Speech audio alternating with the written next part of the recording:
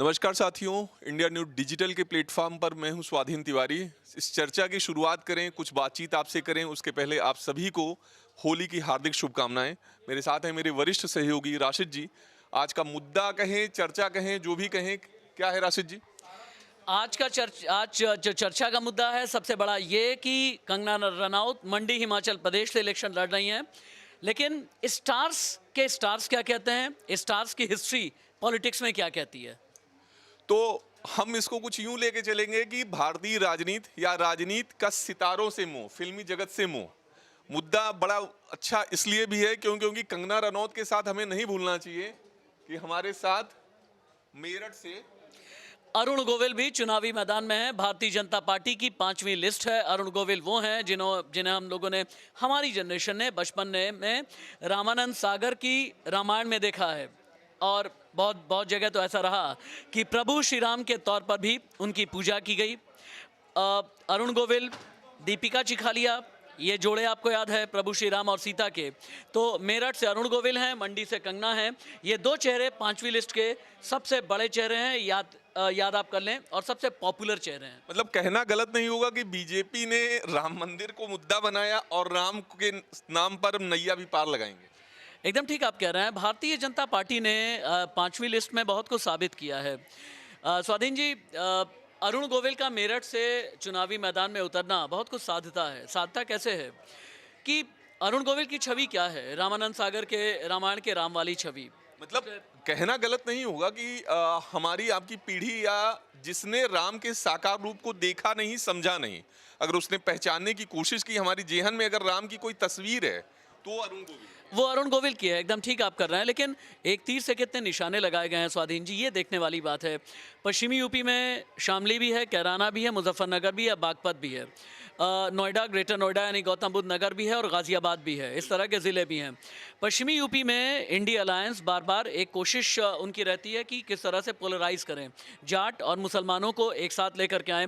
हालांकि जो मुजफ्फरनगर के दंगे हुए थे उसके बाद जाट और मुसलमान लगभग छिटक गए थे, और उसके बाद लेकिन फिर इन्हें पोलराइज करने की कोशिश की। और जैसे ही मुस्लिम वोट बैंक आप पोलराइज करने की कोशिश करेंगे, इंडिया अलायंस वाले कोशिश करेंगे, तो उनके मुकाबले चेहरा कौन सा होगा सामने? अरुण गोविल। ये बताया जाएगा कि हम जो है राष्ट्रवाद के साथ साथ धर्म को भी बहुत ध्यान में हम रखते हैं। आपको याद होगा इंडिकेशन तभी से मिल गए थे जब प्राण प्रतिष्ठा के दिन अरुण गोविल अयोध्या में नजर आए थे। अरुण खुद ही मेरठ के रहने वाले हैं, और मेरठ में रह करके सबसे बड़ी बात यह है कि अरुण गोविल की छवि जो है वो चाहे ऑन स्क्रीन है या फिर आम जनता के बीच में बहुत ही सौम्य एक छवि है अरुण गोविल की। और इस छवि के साथ सिर्फ मेरठ ही ना समझें आप, बल्कि पूरे पश्चिमी यूपी को साधने की कोशिश की गई है। मतलब एक तरीके से माना जाए कि अगर हाल के दिनों में बीजेपी के स्टार प्रचारकों की लिस्ट में अरुण गोविल का नाम शामिल किया जाए, और संभवतः शामिल किया भी जा सकता है अरुण गोविल और कंगना रनौत दोनों का, तो कोई ऐतराज और हैरानी की बात नहीं। एकदम ठीक बात है स्वाधीन जी। आप ये देखें ना कि राम मंदिर प्राण प्रतिष्ठा हो चुकी है, प्रधानमंत्री नरेंद्र मोदी पहुंचे, लेकिन अब एक कहते हैं ना कि यूफोरिया को जिंदा रखना बेहद ज़रूरी है। जो जनता की याददाश्त होती है ना, वो याददाश्त बड़ी कमज़ोर सी होती है। उसे जनवरी फरवरी से अप्रैल मई तक बहुत सी चीज़ें याद नहीं रहती। अरुण गोविल के ज़रिए कम से कम याद दिलाया जाएगा कि हाँ, राम मंदिर प्राण प्रतिष्ठा को आप याद रखें। अरुण गोविल के ज़रिए याद दिलाया जाएगा कि प्रभु श्री राम के लिए काम करने वाली पार्टी कौन, एक जो आनुषंगिक संगठन आरएसएस के रहे हैं, उन्होंने जो आंदोलन शुरू किया, आंदोलन को स्फूर्ति देने वाली पॉलिटिकल पार्टी कौन? भारतीय जनता पार्टी। रथ यात्रा निकालने वाली पार्टी कौन? भारतीय जनता पार्टी। कार सेवकों पर जब अत्याचार हुआ, गोलियां चलाई गईं, उनके खिलाफ खड़ी होने वाली कौन? Bharatiya Janata party. Supreme court का फैसला आया, और फैसला होने के बाद भव्य, दिव्य, अद्भुत, अलौकिक राम मंदिर बनवाने के लिए आगे आने वाला कौन? भारतीय जनता पार्टी। और इस यूफोरिया को, इस मेमोरी को और भी ज़्यादा जिंदा रखने के लिए अरुण गोविल से बेहतर चेहरा मुझे नहीं लगता कि कोई हो सकता था। कंगना रनौत को लेने के पीछे भी कहीं ना कहीं क्या लगता है आपको, हिंदुत्व एक वजह नहीं है? क्योंकि हाल फिलहाल अगर देखा जाए तो कंगना ने भी देश प्रेम अपने, मतलब अगर उनकी जो करियर रहा है 4 से 5 सालों का देखा जाए, तो उनकी जो मणिकर्णिका मूवी आई, तेजस आई, बाकी भले ही वो पर्दे पर और मुनाफे की गलियों में बहुत उन्होंने कमाल नहीं किया, लेकिन उसमें भी देश प्रेम और हिंदुत्व था। कंगना रनौत राष्ट्रवाद का चेहरा है, कंगना रनौत राजपूत का चेहरा है, कंगना रनौत मंडी का ही चेहरा सिर्फ नहीं है। आप याद करें सुशांत सिंह राजपूत की जब उनका केस हुआ था, जब उनकी डेथ हुई थी, हालांकि अभी भी वो मैटर पूरी तरह सॉल्व नहीं हुआ है। तब कंगना रनौत ने बहुत अग्रेशन के साथ में ये कहा था कि भाई नेपोटिज्म के खिलाफ मैं खड़ी हो रही हूँ। हाँ हाँ, एक तरीके से बिगुल उन्होंने फूंक दिया था बॉलीवुड में जो परिवारवाद या नेपोटिज्म का। हाँ, और इस परिवारवाद को आगे लेकर के कंगना रनौत ने जो सियासी परिवारवाद होता है नहीं, जो पॉलिटिकल नेपोटिज्म होता है, उसके खिलाफ भी बहुत बिगुल फूका। आपको याद होगा Congress, Samajwadi party, Bahujan Samaj party, RJD, इन सभी पार्टीज के खिलाफ या इन पार्टीज में जो परिवारवाद है उसके खिलाफ कंगना ने बिगुल फूका है। हाँ, इतना ज़रूर है कि कंगना को अपनी पॉपुलैरिटी को बैलेट बॉक्स तक यानी ईवीएम तक भुनाने के लिए, इनकैश करने के लिए बहुत मेहनत करनी होगी।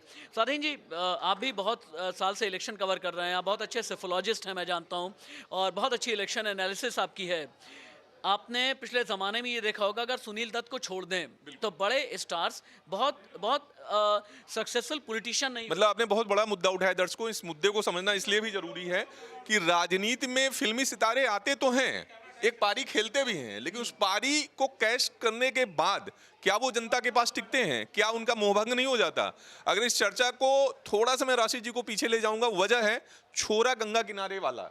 इंदिरा गांधी जी की मौत होती है, सहानुभूति का वोट बैंक आता है, राजीव गांधी उनके सुपुत्र छोरा गंगा किनारे वाला, मतलब सदी के महानायक अमिताभ बच्चन को इसीलिए लेकर के आते हैं और कामयाब भी होते हैं। लेकिन अमिताभ बच्चन से जो मोहभंग शुरू होता है वो सनी देओल तक चला जाता है। इस पर क्या कहें? बिल्कुल ठीक आप कह रहे हैं, एक बहुत लंबी फहरिस्त है, और आप उस ज़माने की बात कर रहे हैं, यानी उस वक्त का इलाहाबाद, अभी का प्रयागराज, हेमवती नंदन बहुगुणा का वक्त।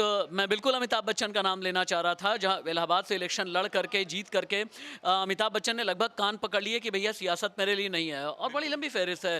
राजेश खन्ना है इसमें। मैं सुनील दत्त को थोड़ा सा अलग रखता हूँ क्योंकि उन्होंने ज़मीन पर बहुत काम किया था। सुनील दत्त ने वाकई काम किया और कांग्रेस के लिए एक तरीके से मुंबई उपनगरीय क्षेत्र या महाराष्ट्र में जिंदा किया, इस बात को मानना पड़ेगा। बिल्कुल ठीक है। भले वो 90 का मतलब मुंबई के लिए एक विभीषिका जो हुई, दंगे वाला दौर, उसमें जो वो कांग्रेस को जिंदा कर गए। एकदम ठीक आप कह रहे हैं। वो कांग्रेस के लिए पॉलिटिकल रिवाइवल लेकर के आए थे महाराष्ट्र में, सिर्फ मुंबई की ही क्या बात करें। और जिस लंबी कतार की हम बात कर रहे हैं, अमिताभ बच्चन है, गोविंदा हैं, सनी देओल का आपने, शबाना आजमी है, हेमा मालिनी है, अभी मथुरा से अगर आप ले लें तो स्मृति ईरानी। हालांकि स्मृति ईरानी ने अपने लिए एक अलग टैंजेंट शुरू से ही बना लिया था। स्मृति ईरानी को ये बहुत अच्छे से पता था कि गुजरात से शुरू करके दिल्ली की राजनीति तक कैसे जाना है, तो उन्होंने उस टैंजेंट पे काम किया। लेकिन आप हेमा मालिनी कहें, नहीं, आप सही नाम आपने लिया, गुरदासपुर में सनी देओल के खिलाफ पोस्टर्स तक भी लगे हुए हैं। फिर उसके बाद आप गोविंदा का नाम ले लेते हैं। इस तरह के न जाने कितने नाम हैं जो पॉलिटिक्स में आते तो हैं और एक वक्त को इनकैश करने की कोशिश करते तो हैं, लेकिन राजनीति में अपने पांव जमा नहीं पाते हैं। जमा इसलिए नहीं पाते हैं क्योंकि राजनीति जो चलती है ना, वो जनता के बीच जनाधार के जरिए चलती है। आप स्टार होंगे, स्टार और जनाधार में बहुत फर्क होता है। स्वाधीन, मैंने कहा ना, आप इलेक्शन एनालिस्ट हैं, आप सोफोलॉजिस्ट हैं, आपने ज़मीन पर हिंदी बेल्ट में बहुत काम किया है, तो आप हिमाचल को जानते हैं, यूपी, बिहार, उत्तराखंड को आप जानते हैं कि स्टार और जनाधार के बीच एक बहुत बड़ा फर्क होता है।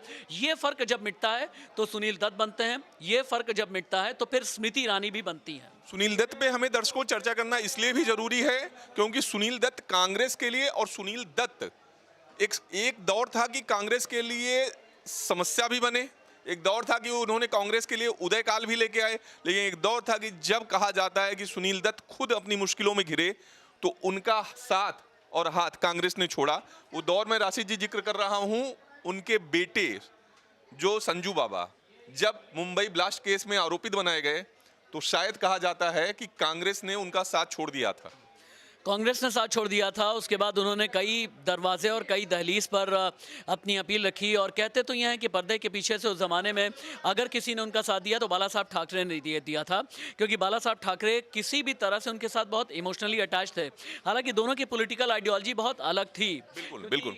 सुनील दत्त पर एक इल्ज़ाम ये भी उस ज़माने में, इल्ज़ाम क्या कहूँ, राजनीतिक आरोप कहूँ कि भाई तुष्टीकरण की राजनीति कर रहे हैं वो, एक पॉकेट का वोट बैंक पाने के लिए, ये सुनील दत्त के लिए कहा जाता है। लेकिन अगर सुनील दत्त का पॉलिटिकल करियर आप देखें तो सुनील दत्त ने जनता के बीच जाकर के काम किया है। सुनील दत्त ने अगर कोई विभीषिका आई तो जनता के बीच जाकर के काम किया, अगर कोई संकट मुंबई में आया, जब मुंबई टेरर अटैक हुआ तब भी जनता के बीच जाकर के काम किया। तो सुनील दत्त की लीग बहुत ज़्यादा अलग सी है। अमिताभ बच्चन का एक्सपीरियंस बहुत ज़्यादा बुरा था, गोविंदा के साथ भी लगभग यही हुआ, सनी देओल के साथ भी लगभग इसी तरह से हुआ है। बस स्मृति ईरानी और सुनील दत्त, ये दो ही नाम मुझे नज़र आते हैं कि एक स्टार के तौर पर चाहे वो छोटे पर्दे के या बड़े पर्दे के स्टार रह करके भी उन्होंने राजनीति में अपना लोहा मनवाया, राजनीति में रहे, राजनीति में टिके। अब कंगना के साथ क्या दिक्कत है? कंगना अग्रेसिव तो है, लेकिन कंगना को देखिए, स्मृति ईरानी आज की तारीख में इतनी सक्सेसफुल क्यों हुई? बिल्कुल, कंगना से स्मृति की तुलना करना और इसको समझना बेहद जरूरी है, क्योंकि राशिद जी जो इशारा कर रहे हैं, बात वहीं आकर के रुक जाती है कि क्या एक पारी खेलने के बाद आखिर क्यों ये सितारे जो फिल्मी सितारे होते हैं, ये राजनीति के सितारे क्यों नहीं बन पाते? इसलिए नहीं बन पाते क्योंकि राजनीति हमेशा आइडियोलॉजीज से चलती है। और अगर आप पॉलिटिकल आइडियोलॉजी किसी भी तरह की, मैं ये नहीं कह रहा कि कोई एक ही पार्टी, वो चाहे भारतीय जनता पार्टी की हो, कांग्रेस की हो, या किसी भी XYZ, मैं किसी भी पार्टी की बात कर रहा हूँ, अगर आप आइडियोलॉजी की बुनियाद पर चलते हैं तब तो फिर आप आगे चले जाएंगे। स्मृति ईरानी को पता है कि भारतीय जनता पार्टी का नाभिनाल का कनेक्शन किसके साथ में है? राष्ट्रीय स्वयंसेवक संघ के साथ में। वो संघ की आइडियोलॉजी भी समझती हैं, आनुषंगिक संगठन को भी जानती और समझती हैं, और भारतीय जनता पार्टी का जो संगठनात्मक पूरा स्ट्रक्चर है, इसको बहुत अच्छे से जानती हैं स्मृति ईरानी। लेकिन कंगना के साथ चक्कर क्या है कि कंगना को ये लगता है कि वो स्टार तो हैं, राष्ट्रवाद की बात भी करती हैं, परिवारवाद के खिलाफ बोलती हैं। सुशांत सिंह राजपूत के वक्त में उन्होंने भारतीय जनता पार्टी की खूब तारीफ की, महाअघाड़ी सरकार की बहुत ज़्यादा उन्होंने विरोध किया। लेकिन अरे भाई, उस दौर को कौन भूल सकता है कि जब कंगना रनौत जाती हैं, बाकायदे मुझे लगता है कि उस दिन और 24 घंटे से मीडिया पूरी कवरेज कर रही थी कि कंगना रनौत का ऑफिस कैसे गिराया जाएगा। और कहीं ना कहीं कहा जाता है कि उद्धव सरकार की, उन्होंने खुद ये कहा था कि उनका ऑफिस गिराया जाना उद्धव सरकार और MVA की जो सरकार थी उसके ताबूत में एक आखिर कील साबित हो। एकदम ठीक बात याद दिला रहे हैं आप। इनफैक्ट मेरे भी जहन में वो तस्वीरें भी ताज़ा हो रही हैं स्वाधीन जी। कंगना जो है ना, कंगना इम्पल्सिव है, और ये बात माननी पड़ेगी। इम्पल्सिव का मतलब ये होता है कि आप चुटकियों में डिसीजंस लेने वालों में से हैं। ये हर जगह नहीं चलता है। हो सकता है आपकी पर्सनल लाइफ में मतलब अब राजनीति में उनके ठहराव की बात कर रहे हैं। बिल्कुल ठीक आपने कहा कि राजनीति में ठहराव की ज़रूरत है, राजनीति में पॉलिटिकल वेटेज की ज़रूरत है।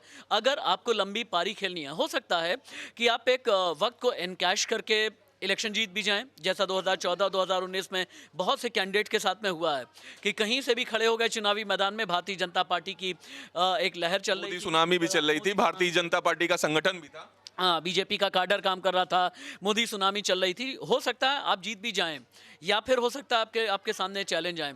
लेकिन कंगना रनौत को अपने आप में ठहराव लाने की ज़रूरत है। ठहराव का मतलब ये होता है कि जब आप अपने किसी विपक्षी को जवाब भी दे रहे हैं, तो जवाब देने में आपके शब्द किस तरह के होंगे, या फिर अगर आप अपनी पार्टी को डिफेंड करने की कोशिश कर रहे हैं तो डिफेंड करने में आपके पास में फैक्ट क्या क्या होंगे। जब तक आप फैक्ट के साथ में बात नहीं करेंगे, तब तक आप इस चुनावी मैदान में टिक नहीं पाएंगे। हो सकता है ठीक है, एक आध बार आप जीत जाएं, लेकिन इलेक्शन का मतलब ये होता है कि जनता आपका सिलेक्शन कर रही होती है। सिलेक्शन एक बार हो जाता है, हो सकता है वो तुक्का फिर भी लग जाए, लेकिन सिलेक्शन होने के बाद सिलेक्शन को रिटेन रखना ये बहुत बड़ी चुनौती होती है, और जिस चुनौती को कन्फ्रंट कंगना को करना पड़ेगा।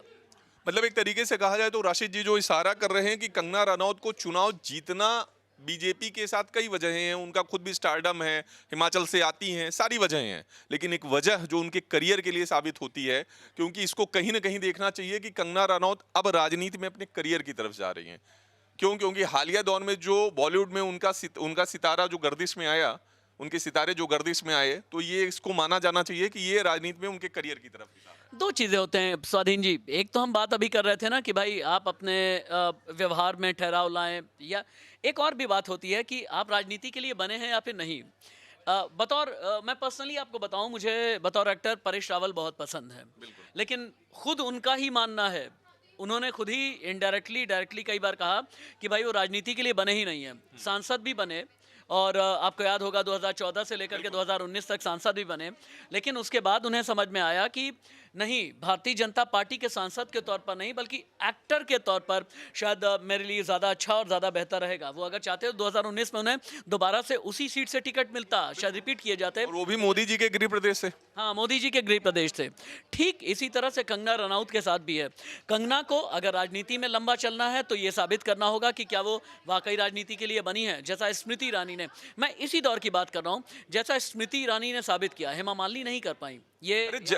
हेमा मालिनी, और एक इसमें एक नाम लेना बहुत जरूरी है, भले ही वो दूसरे दल की बात है, सपा। हाँ, एकदम ठीक आप कह रहे हैं। सपा पे सपा ने बाकायदे उनको दो बार मौका दिया, जयप्रदा और जया बच्चन जी को, लेकिन जब इस बार उनका नाम लिस्ट में आया तो कहीं ना कहीं सपा में पूरी तरीके से बगावत हुई। हाल फिलहाल में यूपी की राजनीति में जो चुनाव के दौरान 2 से 3 सपा के विधायक, सपा के चेहरे जो हटे, उसकी एक वजह कहीं ना कहीं जयप्रदा की नाराजगी ही थी। एकदम ठीक आप कह रहे हैं। कौन भूल सकता वो trio, political trio. In fact Azam Khan का जेल में जब वो नहीं गए थे, उनका आखिरी इंटरव्यू 3 बार मैंने ही किया है। अमर सिंह का आखिरी इंटरव्यू भी मैंने ही किया है, जिसके बाद उन्होंने FIR यात्रा निकाली थी। और जिस अमर सिंह का नाम लेने के साथ जया बच्चन को वो भाभी कहते थे और अमिताभ बच्चन को भैया, और कहीं ना कहीं सपा से जोड़ने वाले भी वही थे। जी बिल्कुल बिल्कुल ठीक बात है। और अच्छा, मैं दोनों का ही नाम लूंगा, जया बच्चन और जयाप्रदा, मैं दोनों का ही नाम लूंगा। और हाल के दिनों में आप देखें ना, किरण खेर कितनी अच्छी एक्ट्रेस, मुझे ज़बरदस्त एक्ट्रेस लगती है किरण खेर। हालांकि उनकी सेहत भी बहुत ज़्यादा उनका साथ पिछले कुछ दिनों में नहीं दे रही है, लेकिन इस तरह के न जाने कितने नाम हैं जो आते तो राजनीति। भाई जया बच्चन राज्यसभा में कितने लंबे समय तक टिकी हुई हैं। स्वाधीन जी कितने साल से हम लोग कवर कर रहे हैं। जयाप्रदा ने भी अपने आप को साबित, लेकिन ये राजनीति में वो जगह नहीं बना पाए। अगेन वो वाली बात कि क्या आप राजनीति के लिए बने हैं या फिर नहीं बने हैं, क्या आप सिर्फ राजनीति के लिए हैं या राजनीति और एक्टिंग दोनों के लिए हैं, इसके बीच का फैसला आपको करना बहुत ज़रूरी है। आप याद कीजिए, आम आदमी पार्टी ने कई जर्नलिस्ट अपने साथ में रख लिए, कुछ कवि अपने साथ में रख लिए, कई वकील अपने साथ में जोड़ तो लिए, लेकिन वक्त के साथ में लोगों को ये समझ में आया कि नहीं, हम किस चीज़ के लिए बेस्ट हैं। ये बहुत बार वक्त जवाब देता है, और शायद कंगना रनौत के साथ भी ऐसा होगा। वक्त की बात वक्त पर छोड़े जाते हैं। वजह इसलिए है क्योंकि इस चर्चा के दौरान हमने काफ़ी हद तक इस तस्वीर को साफ करने की कोशिश की। अब उसका हासिल क्या है वो दर्शकों पर छोड़े जाते हैं कि कंगना रनौत का ये दूसरी पारी, दूसरा टर्म कहें, जो उनकी राजनीतिक पारी होगी वो कितनी सफल होगी, ये हिमाचल की जनता बताएगी, देश की जनता बताएगी। नमस्कार दोस्तों, इसी चर्चा को विराम देते हैं।